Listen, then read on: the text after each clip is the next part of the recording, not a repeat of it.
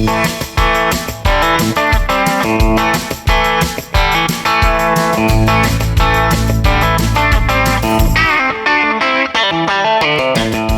is the Great Alaska Hunting Podcast. I'm Dalton Gray. And I'm Mariah Humphreys. Broadcasting from our hometown of Fairbanks, Alaska. Thanks for listening and enjoy the show.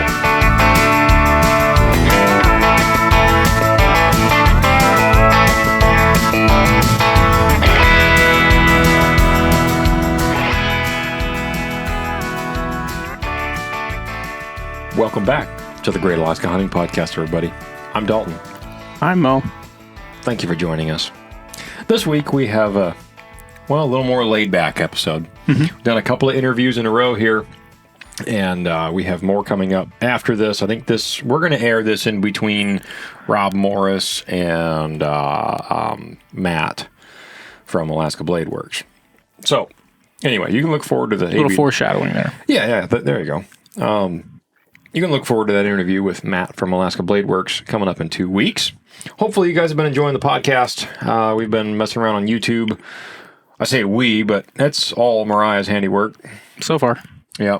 You're going to get one of those cameras, right? Yeah, that's the plan. Catch some sick shots on film this year. Yeah. So anyway, right now we, in the spirit of the times, if one could say, because I think, definitely. By the time this comes out, it's end of April, basically. Yeah. Yep. So bear season is upon us. Mm-hmm. And we field a lot of questions, whether it's in person or written questions and emails and things like that, about gun selection. And a lot of people want to know what we prefer for different things. You and I together probably get that question more often than most this time of year, whether it's some fella at church who's getting into bear hunting and says, hey, I have this, I want to go bear hunting. Is this okay? And 90% of the time we just say approved and move them along. Yeah. I say, well, I'm going to shoot one with whatever it is I'm going to shoot one with this year. And so, yeah. Right. As long as it meets legal specifications, right, which are not that stringent. I think it has to be centerfire and it has to be, I believe, 22 or larger caliber. Doesn't it? So no 204. Yeah. Or 17. Right. But not that it wouldn't work in a pinch, but you can't legally do it. Right. In a DLP, I mean, you can find yourself out squirrel hunting with a 17 HMR and you get charged by marauding or with a 204 Ruger. Have you ever shot a squirrel with a 204 Ruger? I haven't, but it sounds like fun. Yeah, I only know a couple of guys with a 204 Ruger. I saw some 204 Ruger ammo in a plastic bag at the bargain bin, Did you? Or at the bargain table at Alaska Ammo the other day, and I've been thinking about the 204. Nice. Yeah. But, if one was out rabbit hunting and had, 17 HMR and you had to shoot a marauding grizzly bear, one would suppose, I don't know, 18, 19 times and stop the thing, it could work. I mean, one shot placed well. You never know. If a broadhead can do it. I mean, if you're shooting FMJs. Out of the 204. Oh. Well, yeah. 204 Ruger with the right kind of bullet in the forehead of a bear. Yeah, forehead or the nose. I would think that's going to be a problem solver. Maybe not ideal. A problem solver for you, not for the bear. Right. Mm-hmm. It's going to induce problems. Create little problems one at a time for the bear. Mm-hmm. Little problems that cascade into bigger problems. Yeah. See that? That was a Wound Channel joke there. Yeah, for all of our ballistic. Expand on that. Mm-hmm. So we're going to kind of categorize this conversation. These are guns that we have and that we have used, which is, I think, or are maybe going to use. Yes. Each of us have a gun that we some prospective use in this conversation, but the majority of them that we're going to discuss today are guns that we have already shot bears with. I have two, I guess, that I have not. But the other couple I have, and same for you. So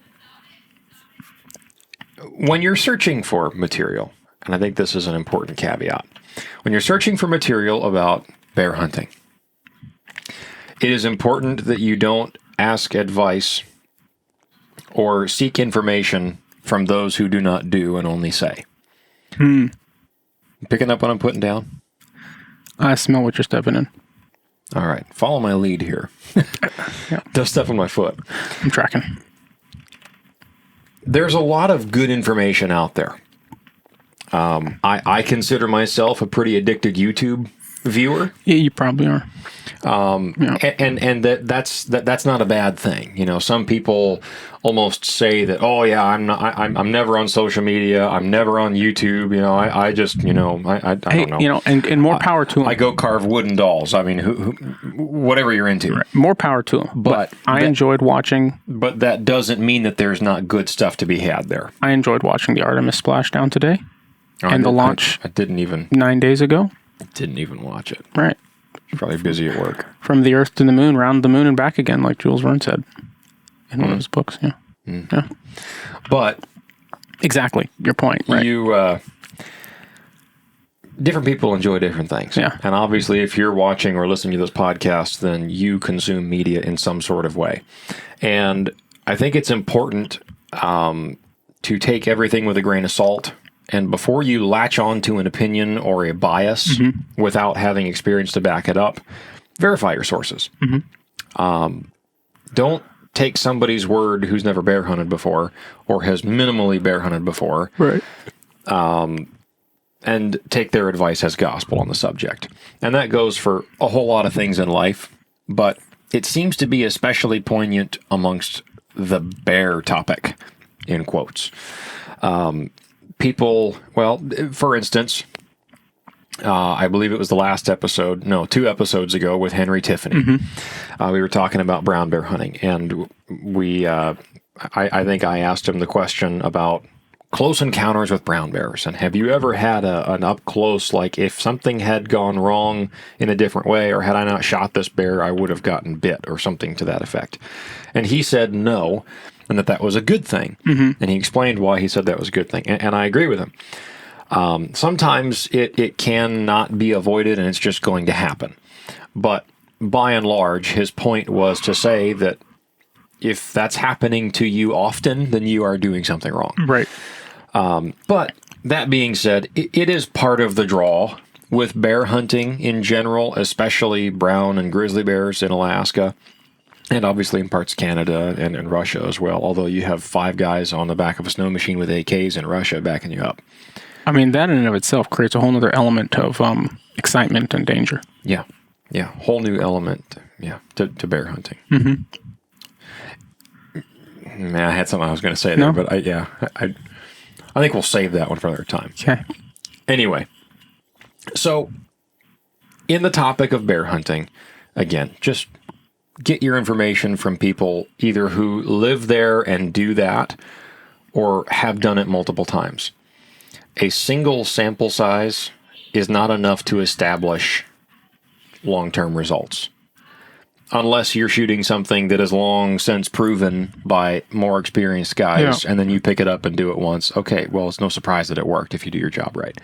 So we're going to cover this in categories of defense, hunting, and backup. And backup would also go along with guiding, which is pertinent to some of the stuff that I've done up here. And hopefully by the time this podcast comes out, I am on my way to go do again. So, defense. Probably, at least to me, I don't know about you, I'm actually curious about this. How many times do you think you've gotten the question about shotguns for bear defense? Have you heard that a lot? It seems like it was... I feel like it was more really at one point than it is now. It's kind of waning now. But that's hard to say. It could just be the circle I've been in. Yeah. Right. You and I were, you and I put on a bear baiting clinic a couple of years ago. I guess less of a clinic and more of just a class. It was just a couple hours. Right. It was held at our church. Yeah. There were a bunch of new prospective bear hunters looking to learn a few things about bear baiting that attended that. And I specifically remember a few of those guys that came there and that talked to us afterwards asked about, because we didn't cover it in the class, they asked, hey, I'm going to do this. I'm primarily going to be bow hunting. What do you think about me bringing a 12 gauge as my backup gun? Okay. And then I've had other people, customers at work that I'm working in their house, and they're hunters, and we get talking about hunting naturally. And the topic seems to get brought up somewhat often, at least, compared to others. And so I don't have any experience with it yet. And you don't either, do you? I don't think so, no. No, I don't. And it's difficult. Well, slightly, but we can get into that after a little bit. Okay. It's difficult because I do know one individual. I don't know him well, but I think, I don't remember if you were there or not, but we met someone around deer camp a few years ago. Do you remember this guy? And he works for a specific agency and talked about... I wasn't there for that. Okay, you weren't there. I couldn't remember if you were there that week or not. But he referenced some friends of his or something to the effect that they had to shoot in defense multiple brown bears with... And multiple brown bears in the same spot over the course of like a day or 2 days. I think it was 3 in the end with the 12 gauge, because that's what the people in his organization carry. And really outside of that, that's kind of the only example that I know of that I've heard someone tell me face to face. I've heard a lot of hearsay. You look it up on the internet forums, and there's all kinds of, well, so-and-so and so-and-so. No, I'm more interested in what did you do with a shotgun? I'm just curious about it. And kind of the long and the short of it is, it seems like it works fine. Now, that there is the old, well, for instance, I remember when I was a teenager and you and I were bear baiting and, kind of learning the ropes and being off on our own. You weren't baiting with your dad anymore, and you and I kind of struck off together.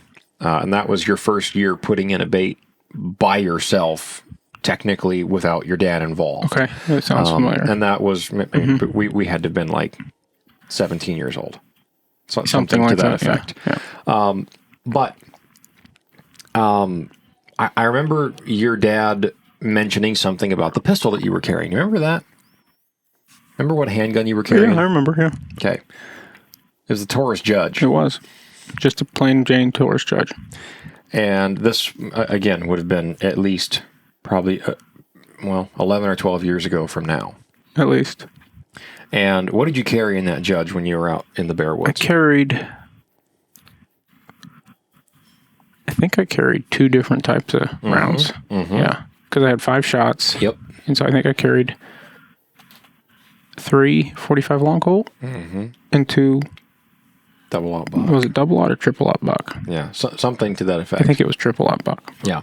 And I remember asking your dad in the shop after, skinning a couple of bears or something at the end of that first successful season, which would have been 16.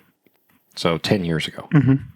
I remember asking your dad about that and him saying, yes, the double-aught buck gives you a higher chance with this tiny little pistol of just hitting it and changing its mind. You're not trying to knock it down, you're just trying to divert it. And I thought that was interesting because at that point, as a newbie bear hunter, I was thinking, bear defense gun needs to be big walloping gun, And I had an old Ruger Blackhawk single action 44 Magnum with that monstrous ugly Hogue grip on it. Remember that thing? Didn't you put the Hogue grip on it? Mm-mm. No? Came with it. Okay. Yeah, that gun was free 99. Long story there. Yeah, I remember that. Do you remember kind of, yeah, I remember the gun. Oh, I remember the gun. Yeah. I remember stories with that gun. Yeah. Yeah. Yeah. Anyway, I'd forgotten about that gun until I was thinking about this. But that's kind of why I carried a 44, because I thought, that's more powerful than a 45 long Colt. And it is. Yep. But that was my mindset in my naivety. And then I heard your dad say that, and I went, well, why am I lugging this big, heavy pistol around? Why can't I just carry something smaller like that? But he made a good point that, now after years of experience, both of us more or less agree with, that it's not about carrying so much firepower per se. that if I just get one good hit into this bear, man, it's just going to send him on his nose. Didn't you carry a 454 at one point? After the 44, I bought a 454 Casull. Right. And then I got religious and I got rid of it. And then I went back to a 44 for a little while, and then I went to the 10 mil, which has been several years speaking ago of defense, I mean, honestly, we should have brought our 10 mils out, but yeah, mine's just here. To show them. But mine's right there, actually. Oh yeah.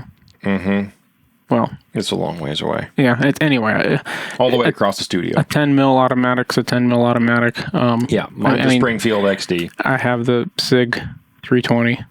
Don't drop that thing, right? Anyway. Yeah, the X10. The X10. Pick up if you're carrying a pistol and you want to shoot an automatic and you want a 10 mil. Pick one that's the most familiar with the 9 mil that you like. Yeah. Right. If you carry a P320 all the time, then buy the X10. Yeah. If you carry a Glock 19 all the time, maybe look at a Glock 20. Yeah. Shoot what you like. Or buy. Yeah. And honestly, though, a striker fire is kind of a striker fire. Yeah. Shoot it. And hey, if all you have is a 9 mil, carry that. Yeah. It's better than throwing rocks. Yeah. But even you just saying that serves to that point of it's not about how big of a gun can I hit this thing with. I have carried a 9 mil. It's about what can I hit this bear with.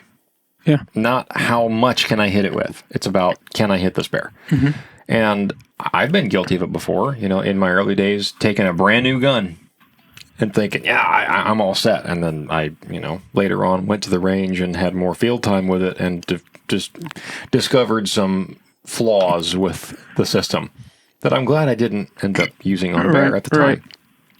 So shotguns. This is a horrible example of a bear defense shotgun. But in a pinch, this is unloaded for the sake of YouTube. Yep. Disclaimer, all firearms on this premises are unloaded at all times. Yep. This is a side-by-side shotgun. Now, I only recently acquired this shotgun. And this is a CZ side-by-side 12 gauge. A 3-inch chamber. You know what they say about CZ owners. Yes. On the world's finest gun tuber main page. Yeah. But an example of a starter pack for bear defense. Okay. You do buckshot in one and slug in the other? I don't think so. I wouldn't. Yeah, probably not. You only got 2 shots, so you gotta make them count. Now, that being said, the gold standard for the slug world, from what little I understand about the shotgun realm, is that the Black Magic Magnum. Brennecke Black Magic Magnum slugs are the gold standard for bear defense. It's what the wildlife troopers carry in a 12 gauge. It's what the forestry personnel carry in a 12 gauge. It's what the fish and game employees carry when they're out and about. Obviously, there are some exceptions. I've seen, matter of fact, a couple of years ago, I watched a DLP brown bear in a coastal town, not far from where we deer hunt, actually. And I think it was even behind a school, which sounds about right. And we'll cut that out and splice this together. Okay. And there were, I think there were 3 different shooters. And I believe that 1 or 2 of them had a 12 gauge, and I saw one of them with a bolt gun that I think it was a 375, if I remember right. But they shot this bear, but point is, 12 gauges are everywhere. You can always find 12 gauge ammo. And even if you can't find these slugs, these are supposedly superior to other slug choices. Right. They're hard. They're pushing pretty quick. They seem to penetrate very, very well. It doesn't take very long watching a couple of YouTube videos, and those slugs are shooting through a whole lot of material. Mm-hmm. And it's a 70 caliber slug. Yep. And this Brennecke Black Magic, the muzzle velocity is 1,500 feet per second. So those are 3-inch magnums. 600 grain slug. And that's a magnum brass specifically, not just a standard high brass. Yeah. Some older shotguns that could be an issue with. Yeah. Oh, really old. Right. 1,500 feet a second, 600 grain, 70 caliber projectile. Yep. Now, it has the trajectory of the Incredible Hulk throwing a school bus. Pretty good trajectory considering. If it hits you, it's going to hurt. But this is not an extended distance weapon. This is designed for, and this is not the shotgun that I would choose. But if I was out bird hunting, Yeah. or, Would you take that to the bait just for the sake of taking it to the bait to shoot a bear? probably, Yeah. I'd have to shoot it a little bit with the slugs and double down and make sure that it's going to be And here's another shooting where I question. So want. why wouldn't that be the shotgun you choose for defense? Because it's a 28-inch barrel. Okay. It's long. Yeah. Yeah. It's slightly unwieldy. Now, because there's no action here compared to a bolt gun, a 28-inch barrel in the rifle world is just incredibly cumbersome in hunting terminology, Yeah, right? For swinging around. Right. But for a bird gun, you 28-inch barrels and you have different chokes in there. So a 28-inch barrel is better for a bird gun. Empty gun, we're going to close it. But just for the sake of just, pointing and the swing distance to get that on, and then obstructions, you've been to all of our baits. Yeah. I've been to your baits. They're not exactly wide open spaces. So even though this is missing in action, and let's just put this up next to what we'll get to later or very soon, but the difference in overall length Right. is Put those up there side by side that's probably like 11 inches. for the viewers. There we go. It's probably an 11-inch, if not more, difference. This is a very YouTube video centered podcast. If you are listening to this, you can check up on it later to see a part you want to see. And this is just compared to a 16-inch barreled Marlin 4570. Right. And it's about a foot shorter than the 12 gauge Right. side by side as with the 28-inch barrel. But like I said, in a pinch, which seems to be the question, which seems to be the origination of that question. Most of the time, it's guys that don't really have anything else yet. Or they have a bird gun. Right. And so they don't maybe want to go out and spend however much that Marlin is now, what, $1,300, $1,400? I think I looked at the Magpul edition for about $1,500 the other day. Yeah. Yeah. If you already have a 12 gauge and it's a 3-inch chamber, I mean, even if it's a 2 3/4 inch chamber. They make of those in 2 3/4. Yeah. I wouldn't let that keep me from going bear hunting. Right. No, I wouldn't either. There is one other person I know of that shot a black bear over a bait with a slug out of a 12 gauge. Worked fine. It was a cheap slug, punched a hole, bear went off and died. It works. But that's not necessarily where this question comes from. The question comes from defense. I think any black bear in the interior with any reasonable, 1 ounce 12 gauge slug, Not a problem. it's game over. Yep. That's not going to be an issue. But if you are dealing with grizzly bears and you want something a little stouter, if I'm going to carry a slug in this gun, it's going to be a Brennicky Black Magic. Right. Well, if you're carrying it for defense, you may as well put in it something Exactly. designed for defense. Exactly. Personally, most of the time, if I'm walking in on black bears Yeah. and I'm bow hunting, many times, if I have grizzly bears in the area, I will carry a rifle. But if I don't, many times I do just carry a pistol. Yeah. And that's personal preference. Right. I have only ever a handful of times gone into a bait without a rifle. Yeah. And a couple of them, actually the first 2 times that I was with your dad when I shot this bear, and then when he shot his bear later that night, twice that day, we had big grizzly bears in 15 yards or less from us kind of pitching a fit. And all I had was a handgun. Yeah. And I thought, Did he have a rifle? he did. He did. Okay. At one point, we would walk into baits with pistols, even those ones. They didn't last very long because those problems that weren't new by the time with the grizzlies by the time you were Right. there, but they were at that point when you're Yeah. used to black bears. Right. The cojones you have to walk into those things now with a handgun. I mean, my video. Remember the video from back then? That was handguns, buddy. That's what we You had. didn't have a rifle? We did not. Well, we're never going to talk about that story, but Anyway, I mean, it was. anyway. Yeah. So back to the shotgun. We haven't used it, but it's worth mentioning. And I think the bottom line here is don't let it stop you from going bear hunting. Yeah. It will work. I would just go buy some Brennecke Black Magic slugs. They've got them down in Alaska Ammo. And they have them at Sportsman's. Oh, do they now? That's where Okay. I picked those up. Okay. Yeah, they actually had a bunch of them. Yeah, I was in Sportsman's, there, when I was looking for I was in there them, talking to Nate just a few days ago. I think I was looking for them a year ago. Sportsman's didn't have any. But So, defense. defense. All right. This Your is choice. This is a different kind of defense, sort of. I think honestly it would do great. Guns empty? For Yes, YouTube? the gun's empty. That's not a requirement on YouTube's policies, but Well. we can show them. Gun's empty. We can even leave it open. This is my new. This has been my winter project, keeping me sane and not going crazy. Winter or winter? Winter. Winter. You know. Same thing. Yeah. And this I built this throughout the last winter, buying parts here and there, and finally got it all in, put together. Put the folding stock on it. Might take the folding adapter off it. It adds weight. I wanted it light, and I think I'm about just over 6 pounds the way it is. Yeah. Which isn't too bad. But anyhow, I put a lot of money and time into this, and so I've got to kill something with it. Yeah. So my plan is to take this to the bait and shoot some bears with it this spring. However, for defense, if all you have for defense is an AR,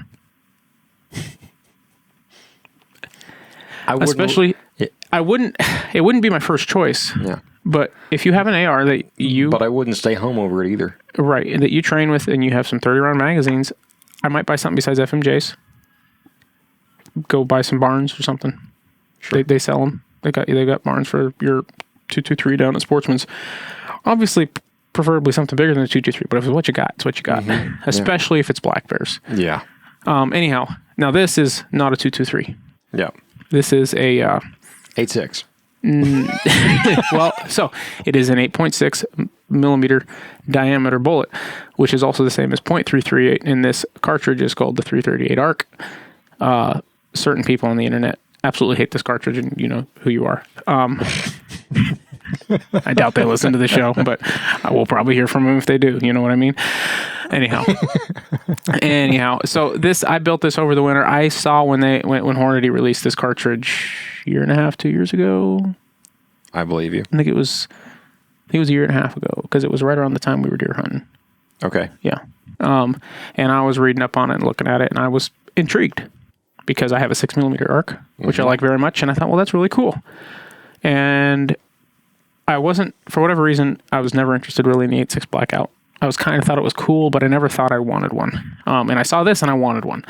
And when you're talking subsonics, it's essentially the same thing, aside from the fact that an 8.6 Blackout with more case capacity can shoot a bigger bullet at the same subsonic speeds. Heavier bullet. Heavier, Right. correct. Longer, yeah. Yeah. So I think you can shoot up to about a 400 grain bullet at Oh, wow. subsonics. So it's significant in that. Interesting. Most companies aren't making those, I don't believe. There's a lot more options for the 8.6 Blackout. It's been out longer, and it has a Cult following. yes. It's not a ton of people using it, Right. but it's a cult following. This is becoming more popular. It's starting to pick up. Is it really? It is. And a lot of people have I don't see very many users of the 8.6 that just hate on the 338 ARC. Mm-hmm. It seems to be more the It's just kind of a fun thing. Yeah, anyhow, so I built this over the winter. I built it pretty standard. I tried to put quality parts in it and not overdo it, and it still was a ton of money. But this, to me, will be a great bear defense gun if needed. This 300 grain bullet going about 1,000 feet a second, and 10 of those in rapid succession would change, I think, pretty much any bear's mind. Yeah. And it's quiet, so they won't know where you're coming from. Right. What kind of can you got on there? That's a Huxworks 36 Ti flow range 36 Ti, 36 caliber, titanium. It weighs about 7.5 ounces, I think. Very cool. And it's a And flow she through. is quiet. Yeah, not too bad. I do have the 46 caliber suppressor from Silencer Co., the Banish 46 V2, which is a 12 baffle suppressor. That's a lot quieter. Yeah. significantly so, but Really? it's also a pound and an inch and a Right. half longer. Right. So anyhow, some Difrico grip and Tiger Claw in there, which I like a lot. I keep waiting for them to do a camo drop because they've got like some different shades of green and tan, so I can have like all the parts, colors in the grips. But Yeah. anyhow, that's my defense Yeah. option gun, bear defense, two-legged defense, most any defense.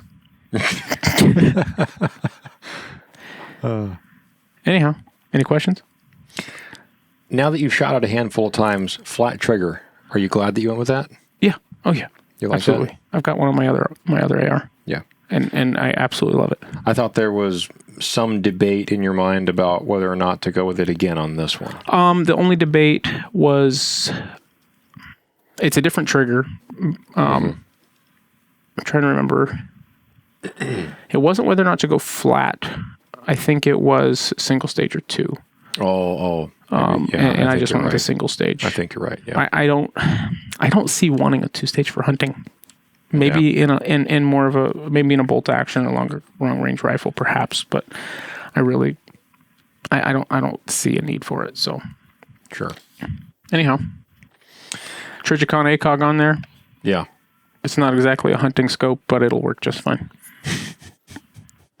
There's some guys out there twitching over that right now. That it's not a hunting scope? Well, over the fact that you just have an ACOG on there by choice. For hunting? Yeah. There's some guys twitching over the fact that I'm going to hunt with an AR-15, with a 338 arc over an 8.6 blackout even, probably. Sure. Sure, but I like it. It's fun to shoot. I've got about 100 rounds through it. I'd probably put a couple hundred more through it before I take it to the bear bait just to make sure everything's working like it's supposed to. But Yeah. I haven't.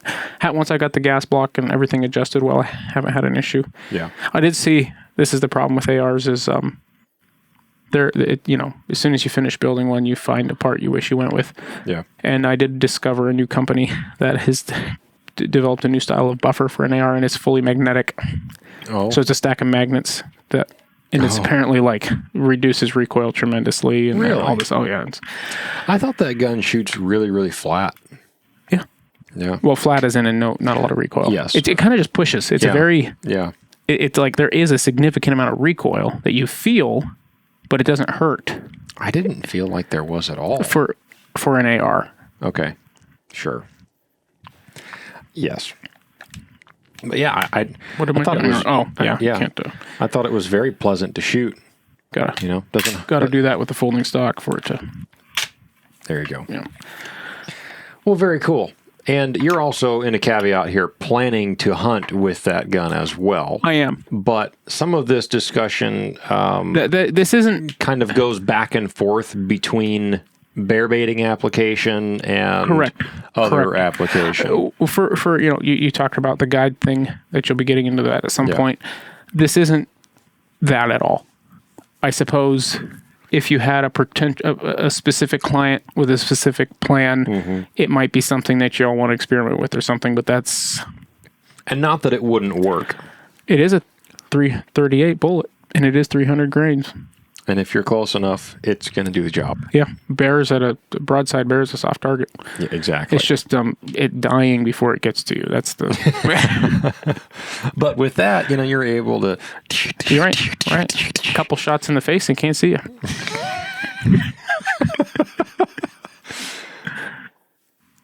Okay. Well, I mean, it's true, right? Yeah. Yeah. Definitely agreed. You can still smell you, Yeah. unless the blood's running out. He'll sniff you out. All right. So let's move from defense then.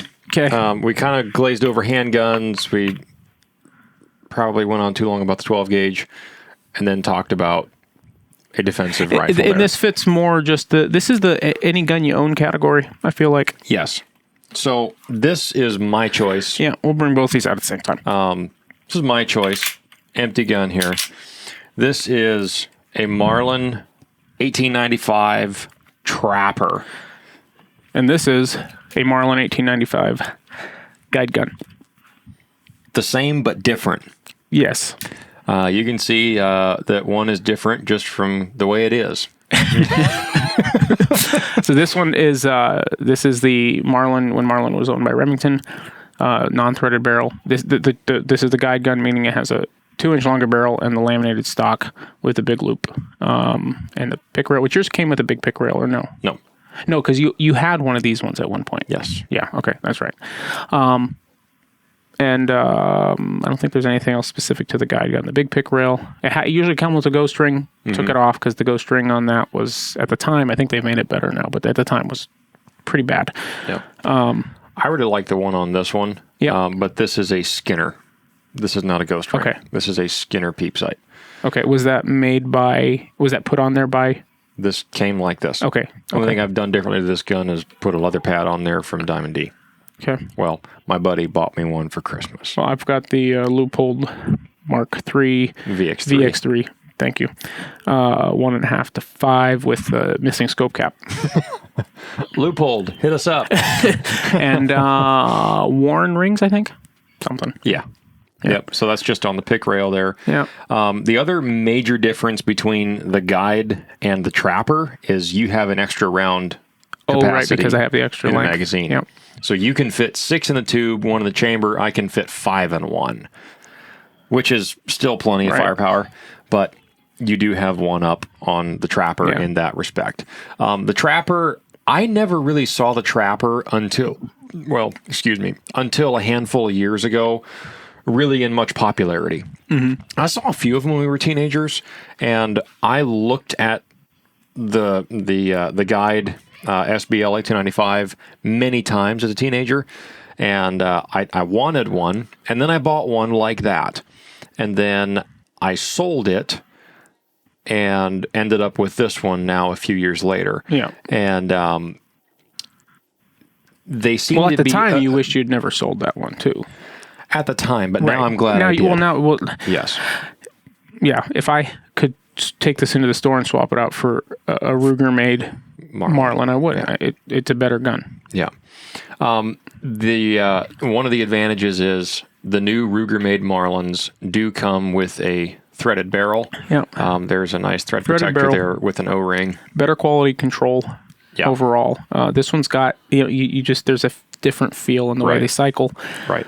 But I have had zero issues with this gun, I should say. And I have had it all over the state. And had absolutely no problems with it. I did have to tighten a screw here. That's a lever action thing, I think. Yeah. Did have to tighten up the screw one time. I'm missing a screw right here. I was noticing that. I wasn't going to call you out on it. It's been gone for, I noticed it was missing one day. Haven't had any issues. Don't know what it is.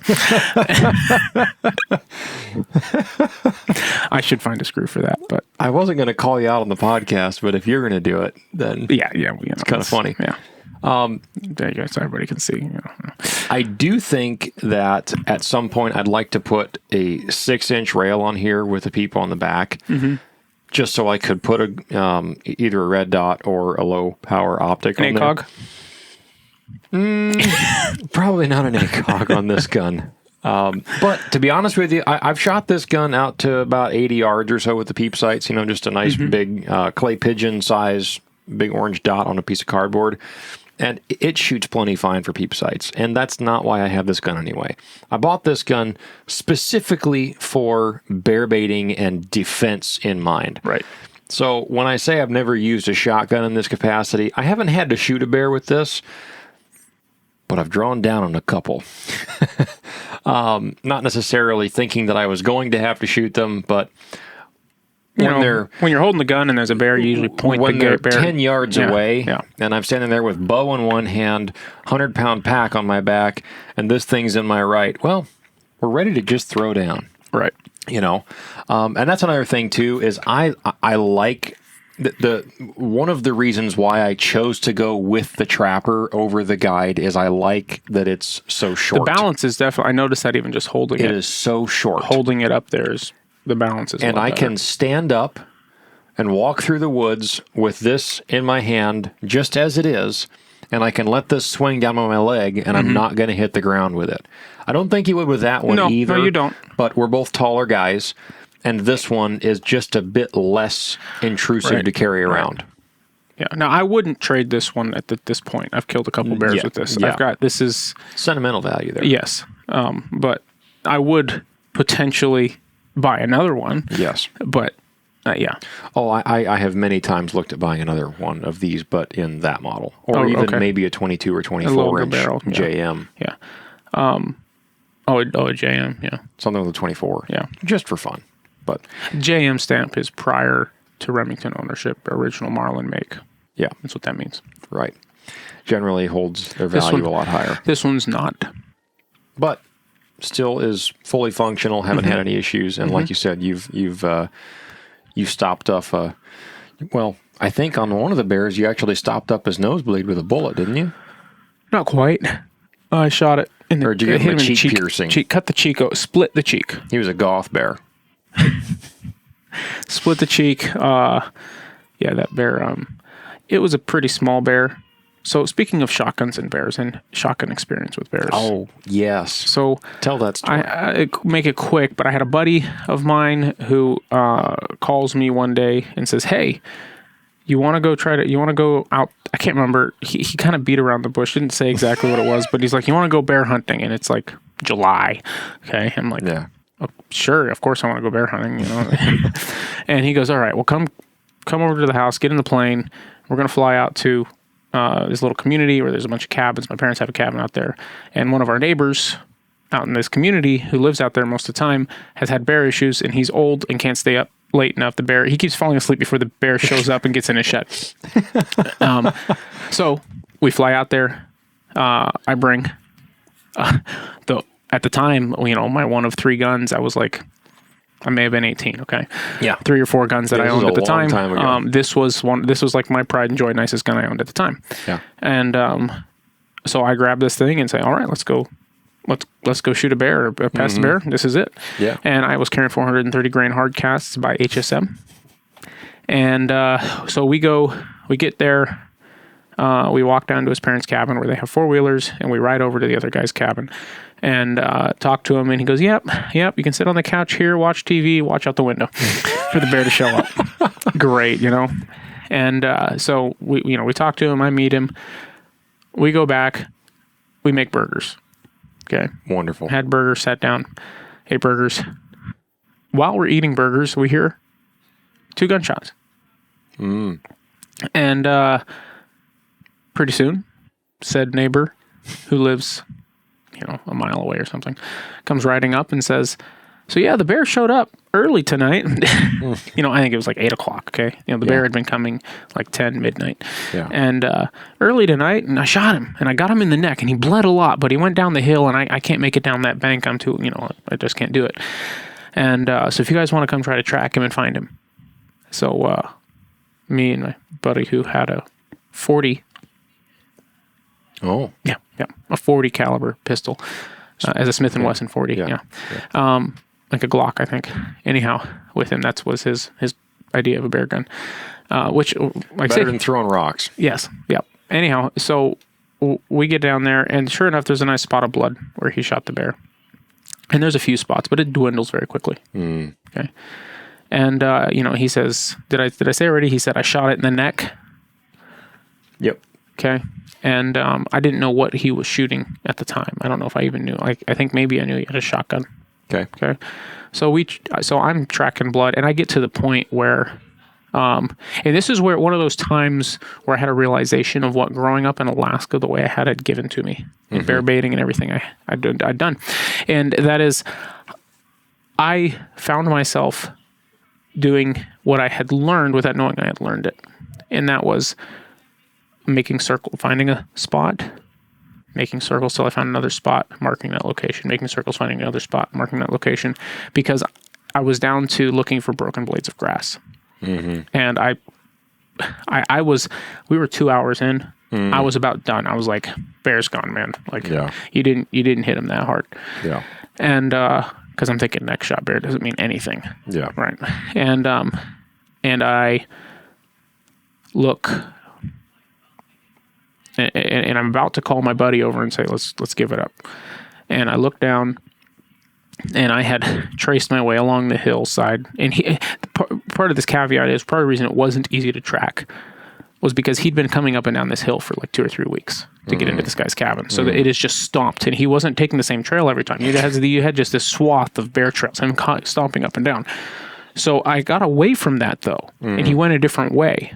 And once we got out of that, and then it was easier to. But then I found the last spot of blood, and it was a speck the size of one of my speck of dandruff right on a leaf, and it was like, okay, well that's blood, but I think it's blood. Yeah. Can I find it again when I circle back around? And now it's like 10:30 at night.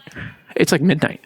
Oh, okay. Yeah, okay. or maybe or something like that, because I think we finished eating burgers. Right. Oh. Yeah. Yeah. So anyhow, and I looked down. It's kind of getting thicker. It was pretty thin. It got really thick. It got a lot thicker. Bigger trees with some brush, and I looked down the hill like 10 feet away, and I see this just single blade of grass or something like that, something green, and it was just broke over.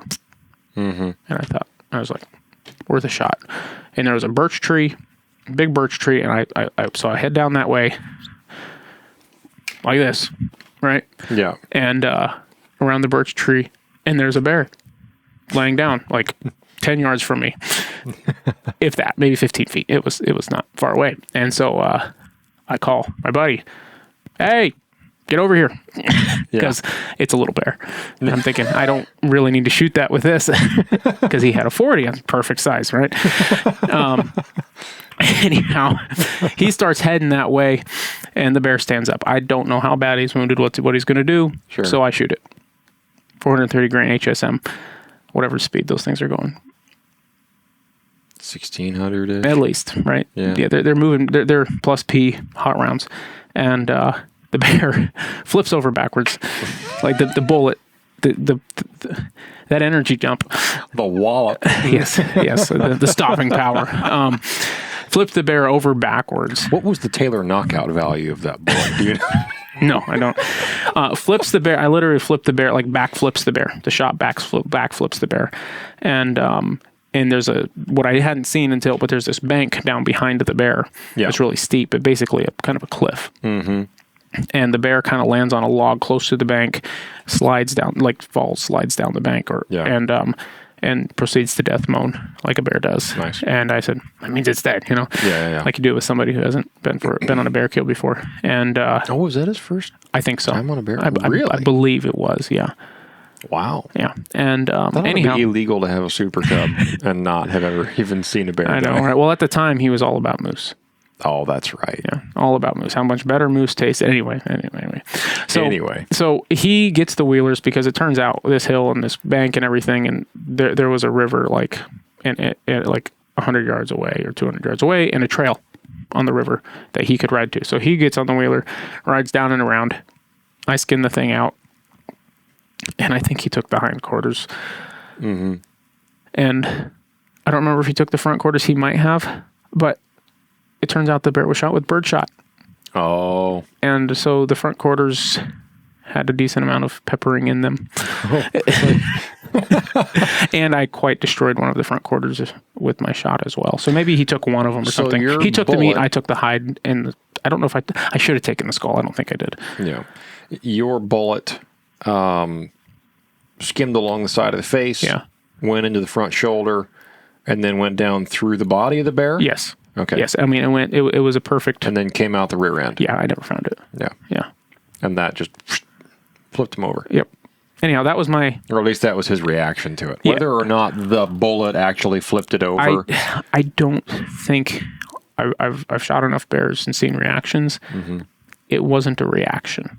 It was too fast. It just pushed him over. It just pushed him. It was a small bear. Yeah. He pushed up on his front legs. I think just it was momentum of him moving. Yeah. Because it also could have been that he was about to do that. Yeah. When he stood up. But right.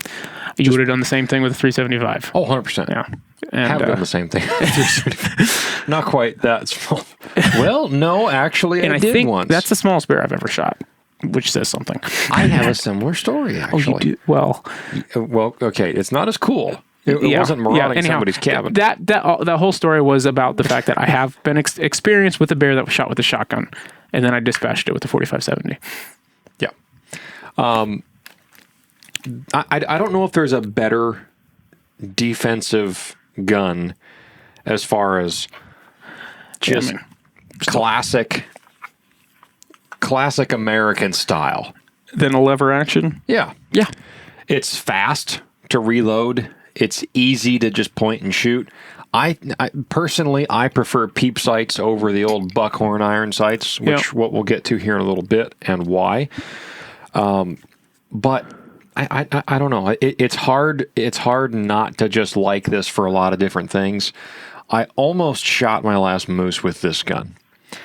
I had good intentions of doing it, but it kind of, I don't know, it just didn't quite line up. The moose kind of got cold feet at about 85 yards and then stepped back into the willows, and so I, grabbed my other gun and shot it. This would be a fun gun just to go.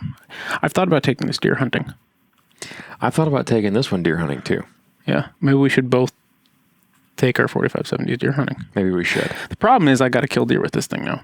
Yeah. I mean, that was half the reason of building this was to carry. Yeah. I liked carrying the AR 6 ARC last year. Yeah. Or the year before. 2 years ago. And so I wanted a lighter, shorter AR. And, well, the logical thing was just to build one from scratch in a 338 ARC. Yeah. Yeah. Yeah. So I guess maybe the final point of the lever action discussion, or at least the 4570 discussion, should be it's a big enough bullet. It's not overly punishing to shoot, I don't think. No. This one may be a bit more so the than 430 grain hard casts. Plus P plus. Plus P. Yes. Once you get into those big, heavy, there is a huge difference between those and like a 300 to 325 from Hornady. Yeah. Which is a fine bullet. Yeah. For factory ammo, if you don't need something, say you're just in the interior, right? I don't see a world that exists where a 300 grain Barnes TSX factory loaded or Hornady FTX. Yeah. Yeah. Something in that 300 to 325 grain. I think the Hornady is the Monoflex, is their copper one. Yeah, I think it used to be the FTX. I think the FTX is a lead core one. Or they have an FTX and I think they have both, and one's a 300, one's a 325, I think. Or one's a 250. You might be right on that. Yeah. Anyway, there's a lot of options. The Monoflex is a copper one from Hornady, and then the I think it's the FTX. It's something like that, and that's a lead core one. That's a touch heavier, but something in that 300 grain weight class range for interior type stuff. The recoil is not bad, and I just don't know that you could beat that overall for a simple, functional gun. Yep. That's relatively low maintenance. I mean, come home and wipe the dust off of it. It's fun to shoot, fun to play with. It is a lot of fun to shoot. I attempted to shoot a little bit of skeet with this thing a couple weeks ago. Yeah, you did. I did nick a clay pigeon. You did. That's right. Yeah. It's quite fun. Yeah. Anyway, so that's 4570. That's actually my choice for bear defense at a bait completely site. safe place to shoot bullets 100%. long ways into the air. It was a shotgun range. Yes. Out of town shotgun range. Way out of town. Way out of town. Yeah. With a, designated RSO. With a mountain behind it. With a designated RSO on site. Right. Yeah. Me. And me. Right. As a matter of fact, I shot skeet with this with my orange vest on. Yes, you did. We can do that because we're RSOs. You can. RSOs have more rights than you realize. Okay. That's the... Okay, well, I'll talk about this briefly. Yes. And you should mention yours. This is a 276 grain... What do they call them now? Stone hammer from Hammer Bullets. It's not that we don't know. It's just that they changed the name. They've changed the name a few times, yeah. We don't want to dead name it. Nice. So this is, I've got that going about 2,200 feet per second out of this gun, which is fine. That's a cooking. And honestly, this was the first reloading I ever did, was these. And so I didn't load them fast. Yeah. I think I could easily get a couple hundred more feet per second. How many of those you got laying around? I think about 50. 40 or 50. Enough that I could borrow 10 of them for the season and put those in here for the bait in case you want to shoot these instead? Well, I don't have any hand loads for this. Oh, I thought you were going to shoot those ones, but... No. No? All right. Well, yeah, potentially, yeah. I don't know that I'll be carrying this all baiting season, so... Just borrow 6 or 7 of them? 6 or 7, yeah. 6 or 7 of them. Okay. Pushing 30 much, huh? Anyhow, that's what I've been shooting. I've killed one bear with that, and no issues. It killed it just fine. That's a massive hollow point. Quite accurate also at 100 yards. So And what- it's got like a, what is that? 3/16, pretty big. 3/16 to a quarter, somewhere in there, hollow point. Yeah, And yeah. quite large. When I bought this gun, I just went and bought some factory stuff for it. I have not reloaded yet for it, but I would obviously probably just end up copying Mo's load for his and shoot the same bullet. But these are made by Underwood. Nickel, Okay, those are Underwoods. Okay. nickel Yeah. brass. These are Extreme Penetrator, all copper bullets. Those are also all copper bullets, but these It's non-expanding. yes, these are not expanding. These perform more like a solid as far as they don't. They're not supposed to deform much. Sometimes they can. I've seen that in some testing, but these are only 325 grains as compared to a Traditional. lead hard cast bullet that's meant to just straight line penetrate through something, which is what the 4570 was originally good at, because it's not fast. No. Never has been, never will be. If you want that, buy something else. This is not the speed gun, but it can fire a heavy slug, and that's the purpose of it. Yeah. And it's already big around. But the purpose of this particular bullet, you can see it's kind of shaped like like some version of a Phillips head screwdriver. And those cutouts on the side, the idea is that as the bullet passes through media of any kind, it forces the media out and to the side. And so it's supposed to create a larger wound channel than a traditional hard cast flat nose bullet. I haven't shot anything with them yet. I know a few guys that have, and they work just fine. So that's just what I had in here for now. I have this little, like I mentioned, Diamond D makes this. They put my name on it, my initials. Nice. But outside of that, it's pretty much a stock gun. And I like it. And I'm going to carry it again this spring when it comes time to go bear baiting, because it's easy to carry this in one hand, Oh, right. Yep. and it's kind of fun to shoot it one-handed. You know, just shooting it off of the pack belt like that. Yeah. It's not bad. It's not bad. And I think it's kind of handy to be able to do that, just in case you're coming around the corner at that one Granted, bait. you're doing that with a 325, Yeah. not a 400 plus. Well, actually, when we were at that range a couple weeks ago, I was shooting 400 grain Oh, were bullets. you? Okay. Yeah. All right. 405. Were they plus P? No.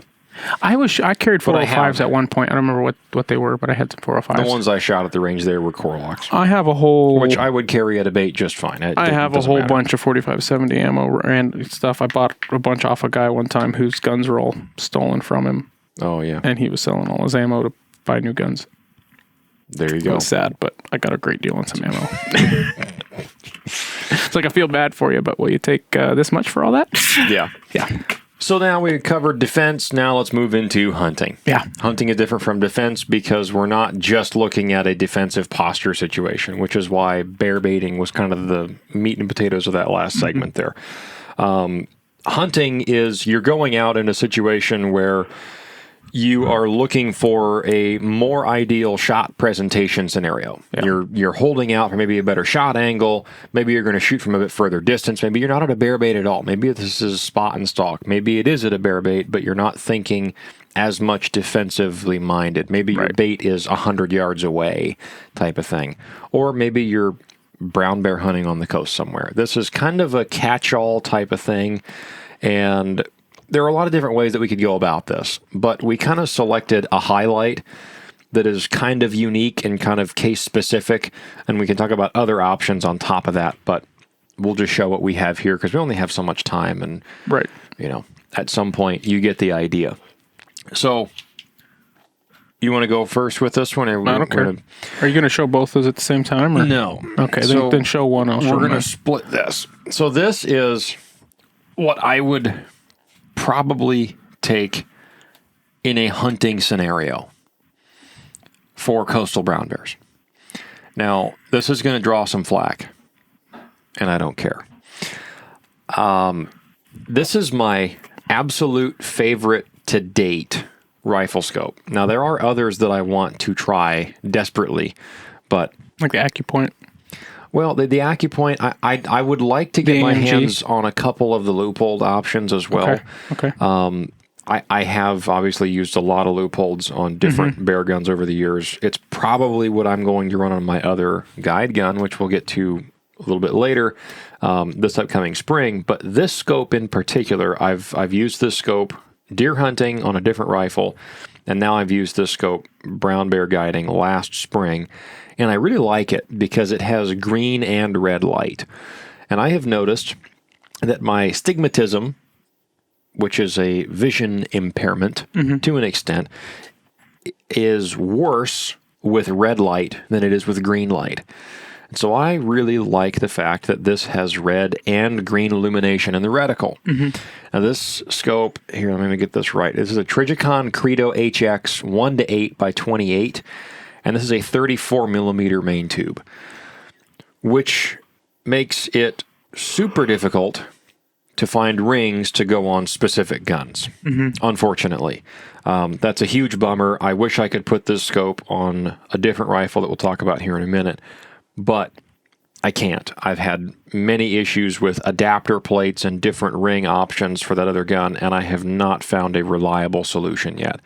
I've tried a couple different things, and I've broken 2 different sets of rings in the process. And that's due to adapter plates saying that they are Picatinny/Weaver, and I put Picatinny rings on there, crack, they break. I put Weaver rings on there, crack, they break. I don't know how they can sell those, but they do. So anyway, this is a... it's not loaded. This is a Winchester Model 70, chambered in 375 H&H. This is a 24-inch barrel. Comes with iron sights. The rear sight is a flip up. I have maybe shot 1 or 2 rounds with that and then put a scope on it just to make sure that I was close enough. I did have a friend of mine Cerakote this gun, and he did a fantastic job. This gun came blued and with a walnut stock. I replaced that with an ugly rubberized Hogue stock that is highly functional and very low aesthetic appeal. I don't care. I like to say that I can hold on to this thing with rubber gloves on with a thing dipped in Astrogel, and I'm not going to drop it. Right. At least I think I could. I'm not going to dip it in Astrogel and try, but it's very functional. Make career for a great YouTube video. I dipped my 375 in Astrogel. Anyway, this gun overall, I really do like it. The downside of it is that even without this big scope, because I know some people would react and say, well, the gun's heavy because you have that giant scope on there. And it is heavy for a low power scope.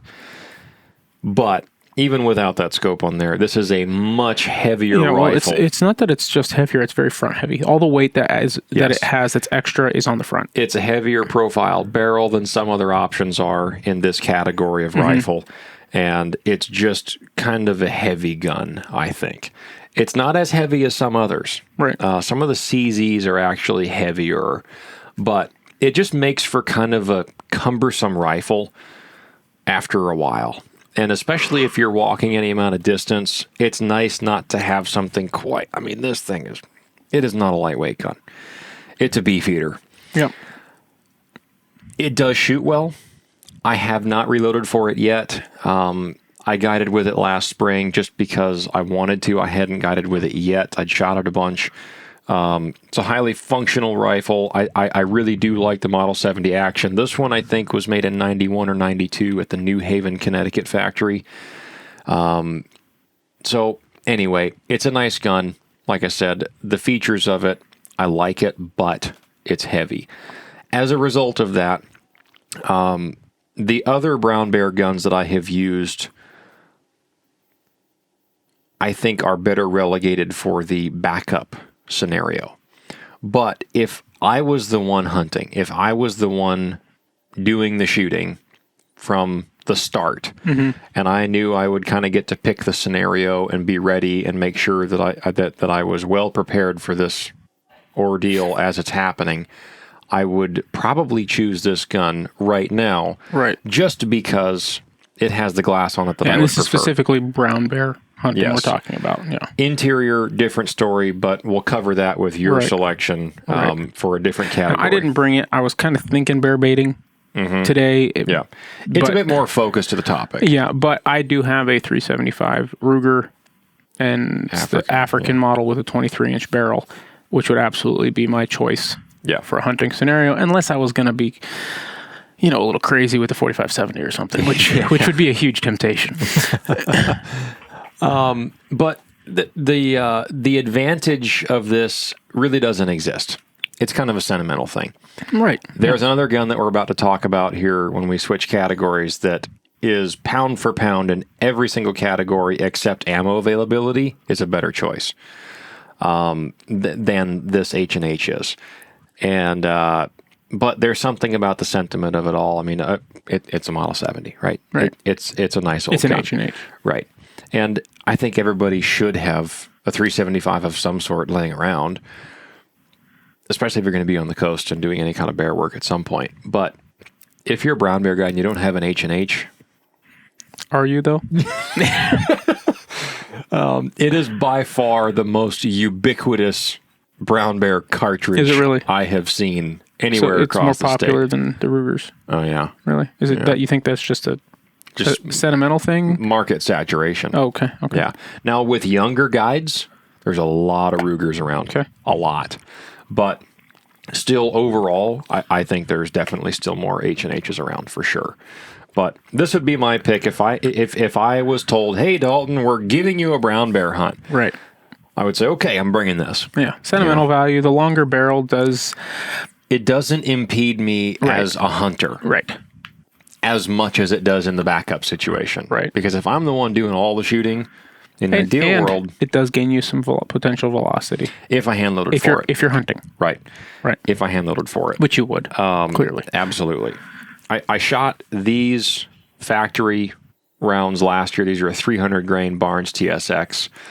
I think they're only going like 25 or 25.50 at the muzzle. Oh, really? Yeah. And that's just box velocity. I know I chronographed it and it was very close to that. So nothing crazy. With a 270 grain bullet out of the 375 Ruger, which we'll get to in a minute, 30 grains lighter, 6% more case capacity, give or take a little bit, and 4 inches less barrel length, and you're at 27 and change. So there is something to be said for the case design and the slightly higher capacity and a shorter barrel. Is it a higher powder capacity? Slightly, yes. Is it? Okay. I think the number is like 6%. It might be 7%. Okay, so it's not much. No, Okay. it's not much at all. Okay. But apples to apples, if I shot a 300 grain bullet out of this, it Right. would be about the same as a 300 grain bullet out of this with a longer barrel. Right. If you cut this barrel down to 20 inches and shot the same 2 bullets between both guns, you would get less velocity out of the H&H. Right. But anyway, that would be my choice. Part of it's sentimental. Part of it is it just works and it's just kind of a cool old gun. Yeah. The H&H will never die. I don't care what the internet says. So, seeing as I don't have my 375 with me, which I still haven't shot yet, by the way. This is going to be kind of a fun one, though. And seeing as I'm thinking brown bear centric, which is pretty much my Black bear bear hunt. centric. Yes, black bear bait centric, which Yes. is my primary focus and Obsession. every spring. I have on here a shotgun sling because there's no swivel studs. So, and this is a JM stamp that I don't really want to modify. So this is a 30-30 Marlin 30-30 The old turdy. and with a 20-inch barrel That's a cool gun. and with a gold trigger. And as far as I know, this is 100% original. I do not believe it has been shot more than 100 times. Oh, really? Yeah. I know I shot it more than the previous owner. Yeah, that is true. And I definitely have not shot it 100 times. And I have killed 2 bears, one bear with this particular 30-30, and one bear with another basically identical 30-30. Yeah. I don't know if that one's a JM stamp. I don't believe it is. I think it's a Remington make, but pretty much the same gun. And anyhow, this is This is a sweet gun. When I say I won't modify it, I mean it has screws for putting an optic on it, but I feel like that kind of desecrates it. And there was a what was there at I was at Alaska Ammo, and there was a Winchester 3030 there.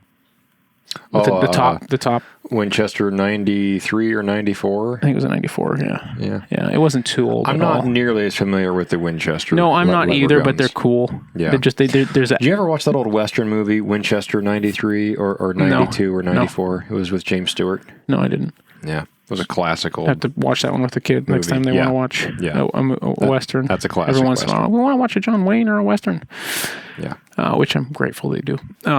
Anyhow, this is a fun gun to shoot. I took this deer hunting, did draw down on a couple of deer, but sticking with the irons, your not so favorite irons.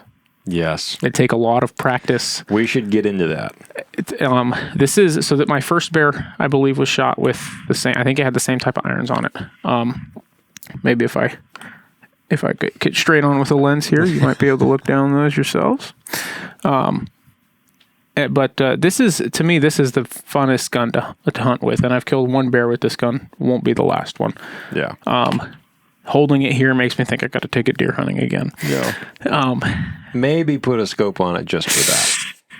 No. Really? No, I got this for that. You don't think you would put? I don't know, dude. A scope. I have. Okay. So one issue I need if I paint the front sight, I would potentially. And see, I have a hard time doing this, but I would potentially put some kind of fiber optic up there. Okay. I know you think I should put an optic on it. I love these sights, though. I have a scope that I will loan you. No, I'm serious. And it is period appropriate. It is an old, Very X. No, I'm sorry. It's not a Very X. It is it's an old fixed power, 4-power Leupold scope. Okay. That's the same. It's not the exact same scope, but it's the same scope that I had on that old 300 Win Mag that I shot my first moose with. It's a simple scope and nothing to it. No magnification, variability. It's period correct for that gun. You know, put that fixed 4 on there and go shoot yourself a deer with it. It kind of comes down to, why do you bow hunt? Sure, but you have to be able to see the sights. Right. But if I'm 100 yards from that deer, or 50, if I'm 50 yards from that deer, it doesn't really matter the situation. I'll be close enough to see. Okay. I'll raise you one better. Someone says, here is a 1998 compound bow. Yeah. I want you to go take it hunting, but the sights don't hardly glow anymore. What are you going to do? You going to put a new sight on there, or are you just going to hunt with those old dumpy sights? Not an apples to apples situation at all. Come on. No, if you can't see it, you I'm can't see it. I'm talking about distance. See, my issue, the problem, the situation I was in, my max range is 200 yards. Okay. I was at 200 yards. Mm-hmm. It was beach hunting. The deer were against a dark background. Yeah. And they were quickly moving away. Yeah. The opportunity for shot was very low to begin with. Mm-hmm. Okay. I had this in my 300 short mag. After that, I decided to break out the 300 short mag because I wanted to take deer home. If I took this, I would first, if I took this, it would be this and the 338. And I would hunt with that first. Yeah. And then get a couple of tags notched. Yes. Get some meat meat. And then, depending on the hunting and stuff is, there's a high probability this stays in the boat. Yeah. Right. And depending on what I'm doing, where we're at, what's happening, if it's beach hunting, whatever's going on, then I'm going to run, Yeah. So then I am going to grab this. There's probably a 30-30 in it there somewhere. His shotgun too. And my 12 gauge. Anyhow, so for me, yeah, so I would put paint on the sight. Absolutely. Put some glow paint on there. That would help. I think that'd be a pretty easy little fix. Yeah. Potentially a fiber optic. It's not a permanent modification. It just isn't. To me, if you're willing to put a fiber optic on that gun, then just put a 1980s or a 1990s scope on there. Or hear me out. I could just put an ACOG on it.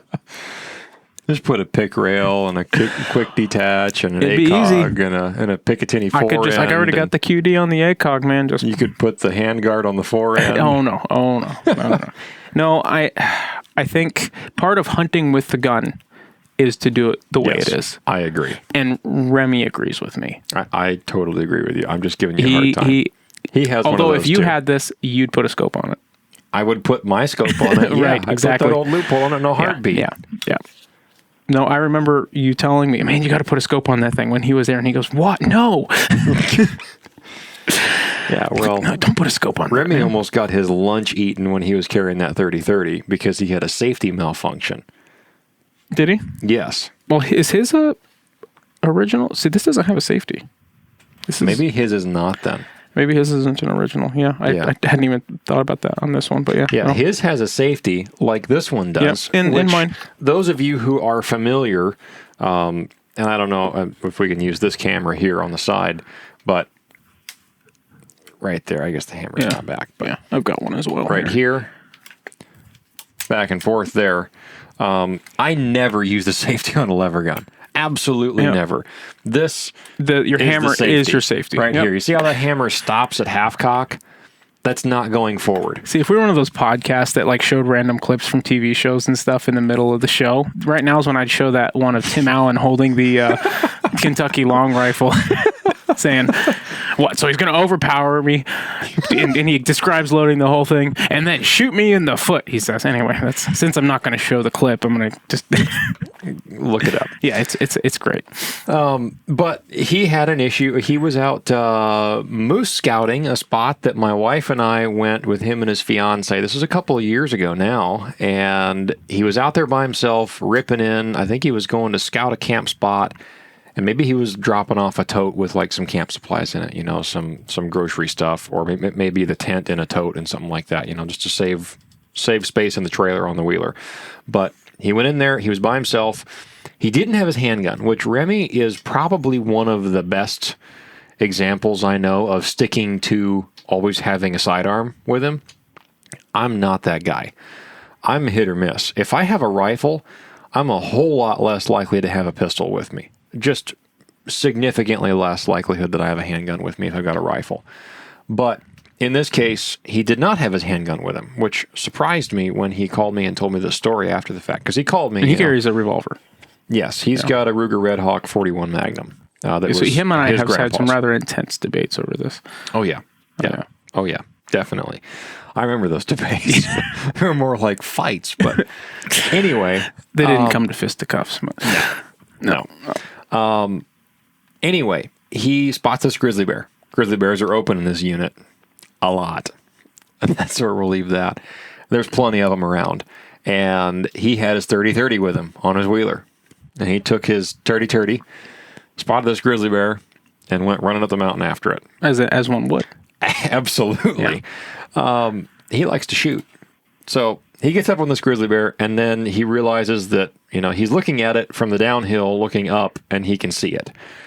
And he realizes once he's up there that the bushes are not short as they looked from downhill of it. They usually are not. Yeah. And he realized that he was then looking at this bear at an angle through the bushes or through over the top of the bushes. And he said, I got up there and it was like waist to chest high willow bushes and scrub brush like that. And he said, so now I'm inside of bow range of this grizzly bear and I can see the bushes moving and I can hear it. He said, I'm downwind of it and everything's perfect. And I think it was raining a little bit, so there was some cover noise. The bushes weren't dry and rustly. And he gets up on the bear, and the bear notices him, kind of stands up. And he said, I pulled the trigger, and click, which is the loudest sound in the woods. And especially when it's a hammer falling.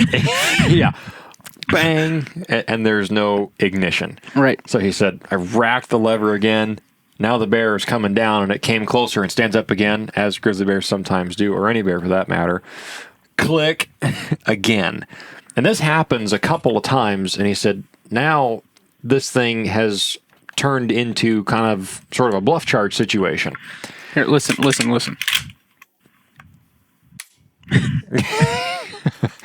which is an awfully loud sound on the side of a mountain, Yes, it staring at a is. grizzly bear within bow range.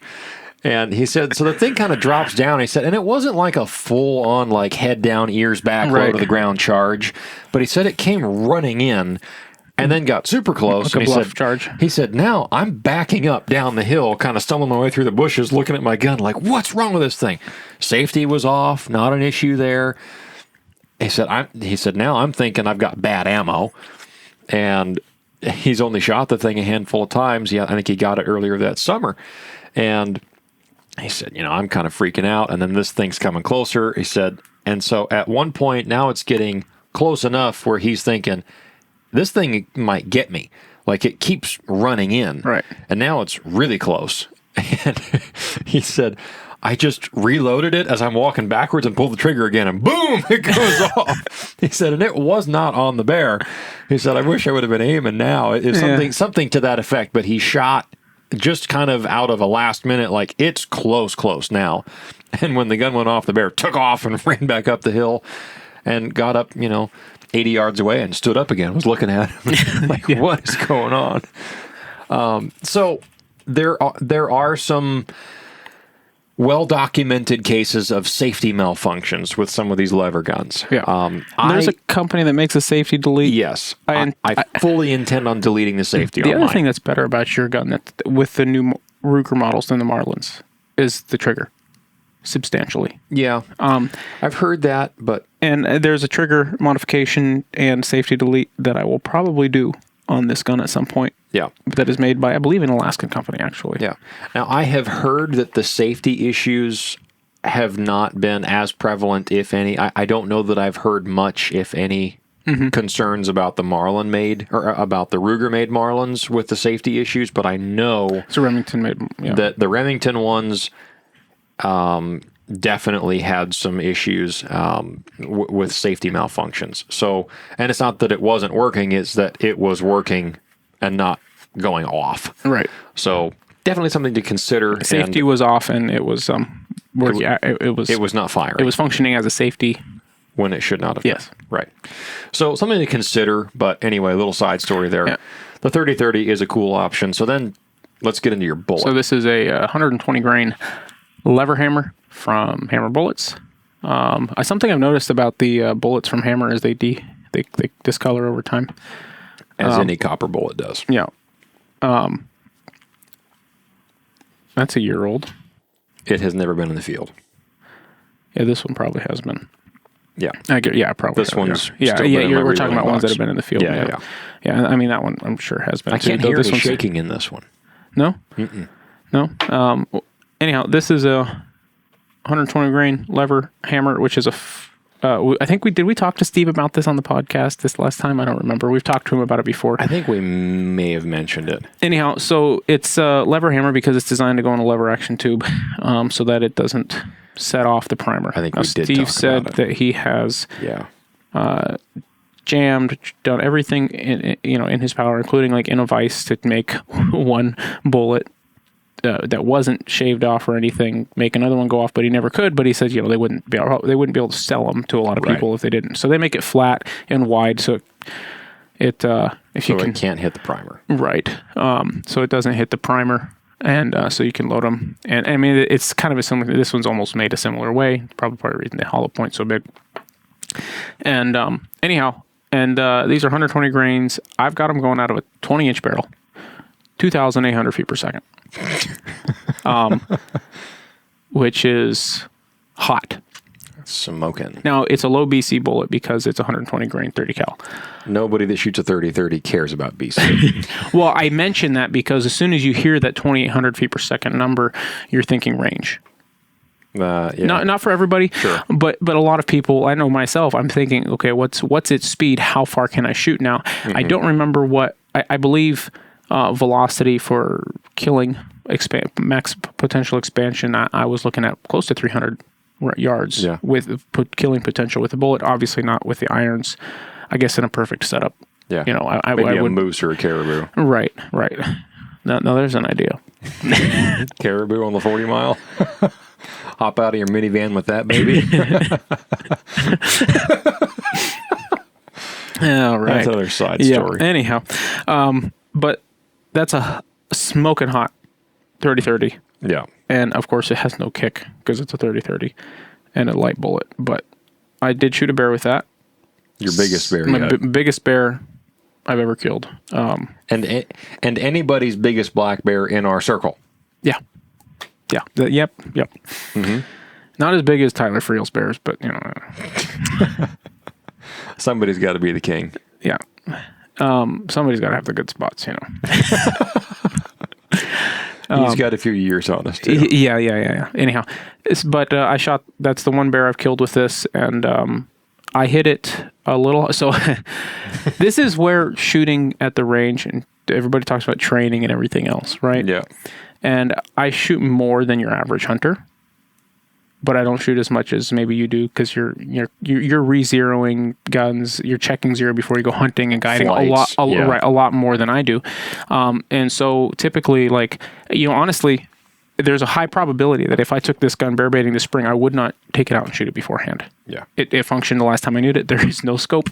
Right. You know, I didn't fly with it or anything, obviously, with no scope. And like, I have no real reason to doubt there any function. I would take the gun apart, clean it, make sure all function was good. But do you have index marks for your iron sights, just like little paint pen index marks to make sure that nothing gets bumped or shifted? It sits on that second to last one. And I know that it's the second to last one I wanted on it because these are so hot. Mm-hmm. I can't crank it up at all. And the left-right is adjusted. I believe that's the front. No, I think it's the back. It's on. Yeah. Yeah, I mean, I have not. I don't think I've touched. I don't believe I've touched to the left, right. I don't remember. Since I've owned the gun. Is, so, you know, but if I'm at a bear bait, I'm at 15 or 20 yards, right? At the most. I could move that thing over a quarter inch and I ain't missing. 20 yards is long range for bear baiting. Right. Anyhow, so granted, if I was going to go shoot distance potentially on deer, I would shoot it to make sure it's on, to get some practice with those irons. Yeah. I'd probably shoot something besides my special hand loads just to practice. Yeah. All that said, I had that year, my goal was to kill one with this, then to kill one with this. And I accomplished that goal. Mm-hmm. And so I had this gun and I shot it more that spring and I shot a bear with it. And it has a very long, hard, ridiculous trigger pull that I despise. Mm-hmm. I do not like it at all. And I shot that, and that's what I'd been shooting. And then I shot, and then I believe even at the range, I think I had been shooting my 300 short mag or something with a nice light trigger pull that after you shoot like a 45-70, you feel like just, you know, shoot, it goes off way before you expect it to go off. Mm-hmm. And then I took the 30-30, which has like a in between it has a much nicer trigger than the 45-70. And when I was shooting, I pulled up. Mm-hmm. Because just different, everything was different, and that's the training and the practice that they talk about, right? And all the differences. They're very similar guns, except that they're very different guns. I pulled up and I hit that bear high, and I hit it in the top of the lungs. And but the shrapnel, or a couple of the pedals, or a pedal, went into the spine, or the shock did. There wasn't a lot of damage there, so it could have just been shock. But that bear dropped. With 120 grain. With 120 grain, 30-30 round. It was high and back in the lungs. And that bear dropped. And, I mean, died right there. Yeah. DRT. Dead right there. Yeah. And that was interesting because I shot a bear a foot smaller with this one. That was a 7 foot, 2.5. Yeah. Black bear this one was, and then this one was 6 foot, you know, nice, just a mature boar. You know, average. Yeah. At least it feels average now. I'm going back to shooting small bears this year. And it went 20 yards. Yeah.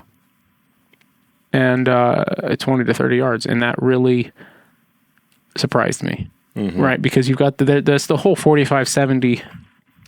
Now, granted, it wasn't like a hard cast, but even if it was a great big hard cast, it's a high probability of it going some distance. Brad Ivy, he's been on the podcast before talking about bow hunting stuff, but he shot a black bear with a Marlin Trapper 45-70 with hard casts. Yeah. 405s, or maybe they were 430s. But he shot an average 5.5 foot adult black bear at one of his baits like 4 or 5 times with hard casts. The thing just jumped around and shot it again. It jumped around and shot it again and jumped around. I think he told me about that. Yeah. Yeah. I'm not the biggest fan of hard casts in 4570s. I'm just not. Having shot a bear with a hard, it was a small one. Sure. But in the face, going through a lot of resistance. Right. Going front, I think frontal is really where they count. Yes. Which is where, but in the defense situation. Yeah. But broadside stuff, I mean, just through the ribs, there's just not that much. Right. Now, it's going to, if you make a good shot, they're going to die. Yeah. But how far?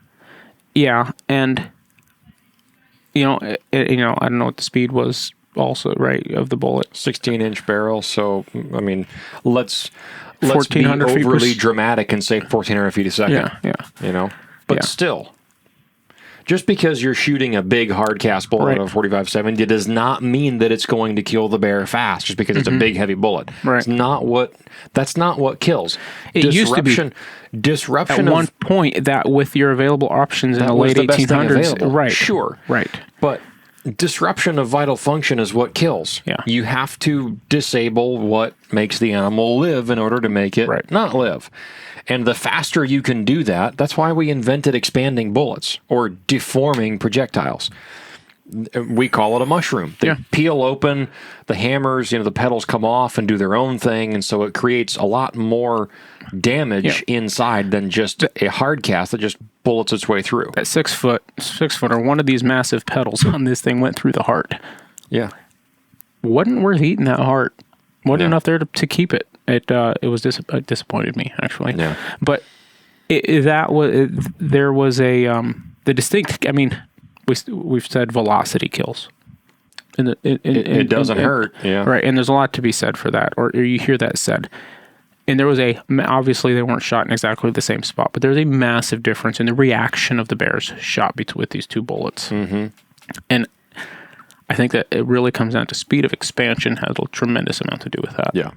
Obviously, this one was close to the spine. Didn't hit the spine, but it was close. Mm-hmm. This one, well, the heart was cut in half. Mm-hmm. And the bullet did not go through the heart. Yeah.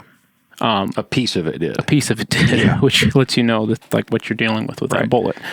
That's a good caveat for what we're going to get into next. Are we ready for that? Sure. We got to get to it sometime. We've already been going here for an hour and a half. Okay. We'll wrap up with this. Now, we've already talked about this gun before. You recognize this from another episode of the podcast. Yep. This is my 375 Ruger with a bump in velocity with this compared to the H&H. I've shot a few bears now. I've shot a few interior black bears with 375 H&H too back in the day. Right. Works great. They didn't go anywhere or hardly anywhere. But even coastal brown bears, there is seemingly a difference. Not seemingly. There definitely is a difference in the way bears react, or at least the ones that I've seen shot and been a part of shooting, and how they react to different style of bullets and just the visible reaction or lack of reaction from bullet to bullet. It's very interesting. I can't positively say that there's a science to it, but I think that there has to be. To be. But this 270 grain hammer bullet, this is a stone hammer from Hammer Bullets. This, like we said, is going 2,725, I think. Something like that. There. Just over 27. Yeah, a little over 27 out of a 20-inch barrel. And we were looking at this even before, again, empty gun, before the podcast and talking about the decision here. Even though I don't have a scope that I would really prefer to put on this gun because there's not a light in it, I will put a scope that I'm less excited about just because of the lack of green light compared to that one and hunt with this gun this spring as my guide gun just because it's shorter, it's a lot more handy to carry around, it's a lot lighter, it's not nearly as front heavy, if front heavy at all, and I carried this thing with no scope on it in October and shot the last breaths out of a couple of brown bears with it at starting distances of 100 and 120 yards on the two different bears. And the one of them didn't die until it was out to like 180 yards. Right. And almost all hits. That was an interesting learning curve because I had never actually hunted with iron sights. And I had made the decision that if I was going to shoot a brown bear on that trip, I wanted to be ultra close. If I wasn't going to be bow hunting, I at least wanted to be bow hunting range-ish with this gun, with the iron sights. And these are express-style iron sights. You can look down there, if you can pick that up on the camera. Well, that's a better way to do it. White line. My white bead is busted off.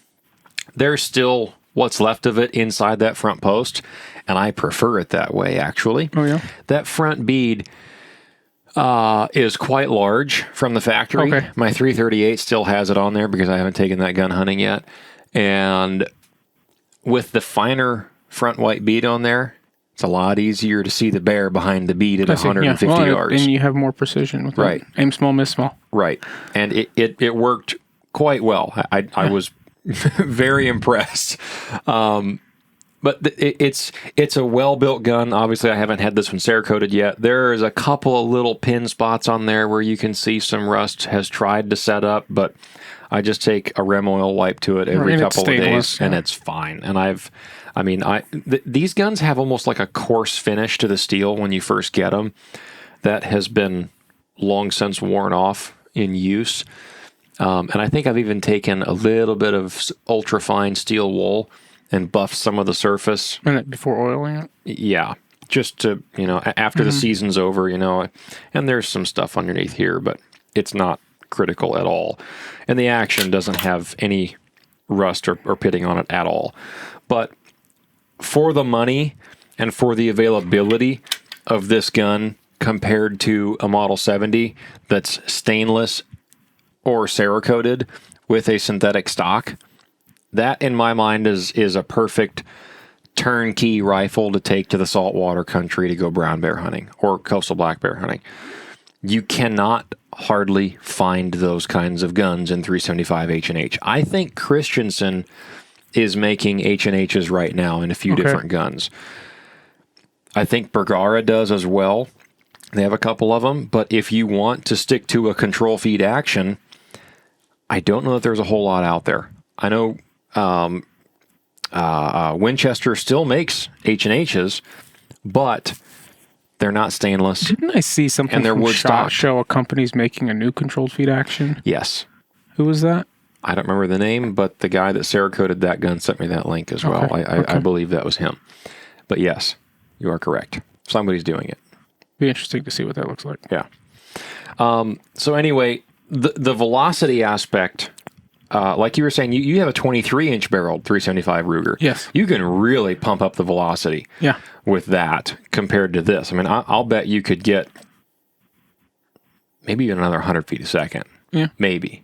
If not 75 or 80 at least. Yeah. I would probably shoot. They have an HHT, right? Yeah, they That's do. probably I think what I it's would put. 276. Once again, unless I became a brown bear guide, which not in my plans. Stranger things could happen, but in which case I wouldn't even probably carry that gun. Just put a Hogue stock on it. Yeah. So once again, though, it's the way the gun. You don't want it. That's one of those guns you just want to leave it the way it is. Cerakote it and put a Hogue stock on it, man. Yeah, That's exactly what I did. I would to just that buy gun. one of these, though. Sure. Yeah, at that point. Anyway, you like my custom sling?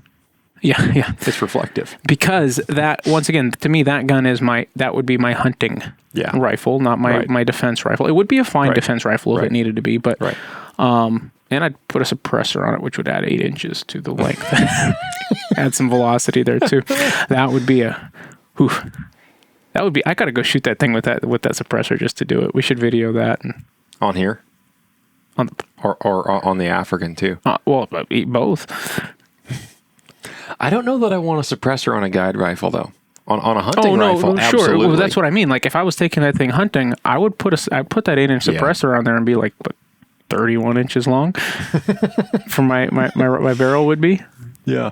But it would be a lot quieter A lot quieter than that brake that's on it. Which is Well, you'll notice I don't have a brake on this one. I Right. just have the, Right. the extension. which what I was saying is you're shooting this 270 Stonehammer. I would be shooting. I don't know what the grain is. Is it like 276. Is it 276? Okay.